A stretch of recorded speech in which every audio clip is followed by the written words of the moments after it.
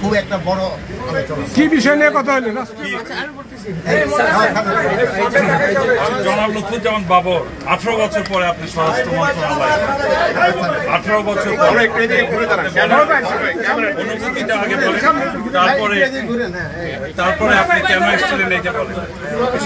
রাব্বুল আলামিনের কাছে শুকরিয়া আদায় করি যে আমি 17 বছর পরে আল্লাহ পাক আমাকে নির্দেশের মাধ্যমে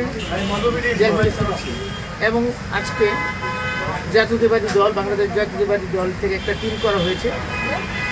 সেই টিমের মধ্যে আমি একজন, আমার সাথে সিনিয়র সেক্রেটারি আছেন কামরুজ্জামান সাহেব, ইমন সাহেব, তারপর হচ্ছে তার মধ্যে মাহবুব সাহেব আছেন এবং আরেকজন আছেন আমাদের সাথে, তিনি আজকে আসতে পারেন।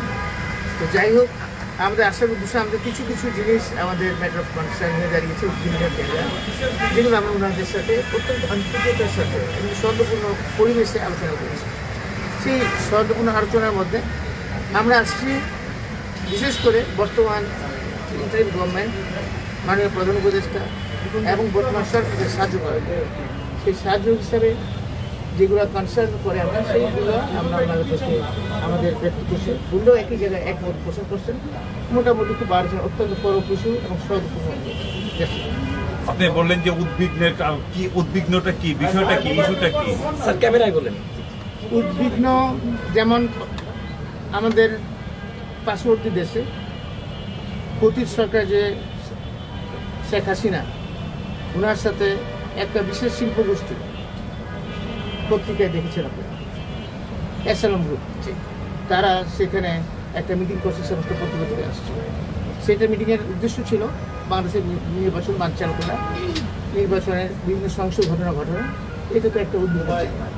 সেই ব্যাপারে আমরা আলোচনা করেছি, আরও অনেক কিছু আলোচনা করেছি, যেমন বিভিন্ন অবৈধ অস্ত্র এবং লুট অস্ত্র, সেটা যে উদ্ধার হয়নি এখনো, সেটা আমাদের বিভিন্ন জায়গা।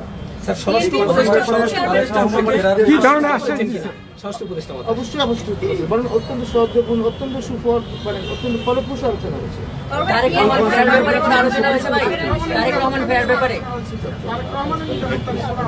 আরেকটা জিনিস আমি বলবো, ব্যাপারে কোনো সুপারিশ করেছেন কিনা? আলোচনা হয়েছে একটা ব্যাপার আমরা কনসার্ন করছি, যেটা খুব রিসেন্টলি এএসআই নিয়োগটা হচ্ছে। সাধারণত নিয়োগ হয় কনস্টেবল, এসআই এবং এসপি লেভেল, কিন্তু দেখলাম এএসআই লেভেলে নিয়োগ হচ্ছে। কনস্টেবল থেকে যারা হয় তাদের একটা ক্যারিয়ার থাকে, যেমন সে এসআই হবে, এসআই হবে, ইন্সপেক্টর পর্যন্ত হতে পারে। আবার এসআই লেভেলে যারা হচ্ছে তারা এসআই থেকে ইন্সপেক্টর হয়ে ডিআইজি পর্যন্ত হয়, হয়েছে, অনেক উদাহরণ আছে। আবার এসপি থেকে তো আইজি পর্যন্ত হয়, কিন্তু এখন এএসআই পর্যন্ত সেটা একটু বিভিন্ন জায়গায়, কারণ কনস্টেবলদের মধ্যে একটা বিভিন্ন রকম একটা অবস্থা দেখছি, সেটাও একটা আমাদের।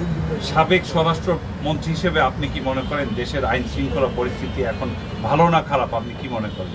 আমি এটুকুই বলবো না, ভালো করার যথেষ্ট চেষ্টা করছেন, আন্তরিকতা।